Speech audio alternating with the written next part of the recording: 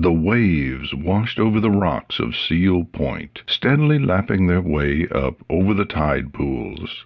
The breeze had the characteristic bite of the northern island sea air, and was filled with the cries of gulls and seals.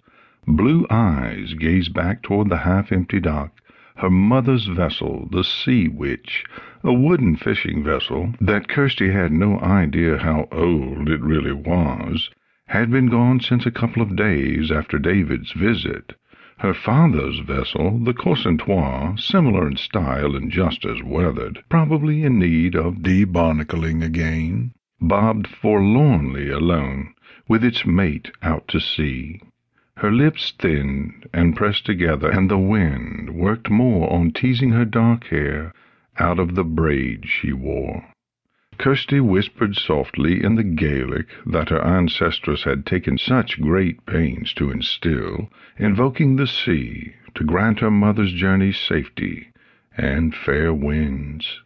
Though she was under age as far as the magical community was concerned, she often circumvented the rule in this manner, though she had yet to figure out why that worked. The more that she learned in school, the more she found that using that particular language instead worked better for her. Kirsty's thoughts took on Marsally's voice as she remembered her ancestress's usual praise, and echoed in her head, grimly satisfied.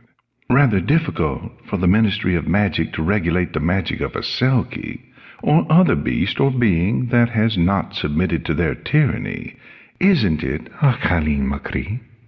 The ministry was one of the few topics that always seemed to bring a bitter edge to the voice of the Selkie's painting, right along with detailed discussions about the loss of her sealskin, or the death of her human husband so long ago. Hooves sounded behind her, striking rocks, and then muffled in the sand between, and several moments of picking their way down the beachfront resulted in Byron's whinny behind her. "Kirsten, I've got the fire stoked up again and the savoury pie in the oven. I know you've got to be getting yourself into your school mindset, but the wounded Selkie needs your attention. Remember, I'm bound and can no longer shift, or I'd do it myself to give you a bit more rest." The voice nagged, slightly more bitter than usual when recalling, as always, how he had been dealing with his constraints. She turned around to stroke the Kelpie's nose, nesting her forehead against the wet, green, slightly tacky muzzle. Byron's tail lashed disconsolately at a fly on his flank, whether it was there or not, the sand beneath him absorbing the water ever dripping from him. His pointed teeth bared a bit, the urge to eat whatever was distressing the daughter of his current mistress strong. "You'd be out there with Mom right now, if not for me." "Aye, but you'll need a ride to London. I can catch up with her once you're safely off in her scots next to your friends." He paused and sighed. "One day you might be out there with her, especially if you end up trying to find new things from the sea for your potions. For now, though, you can help her on her missions. You'll go to school and get trained in human magic, too. Then you'll be ready if she needs you. And besides, you'll get to see David meanwhile. True, Akri?"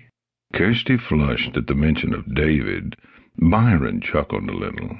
"I remember when your mother was this age. 18 was just as shy about all things, Fano."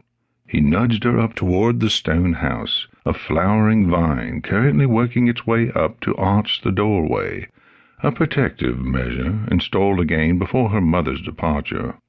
"How about I tell you one of your mother's adventures while you work?" "I'd like that." Meanwhile, older blue eyes cut their gaze over the stormy sea.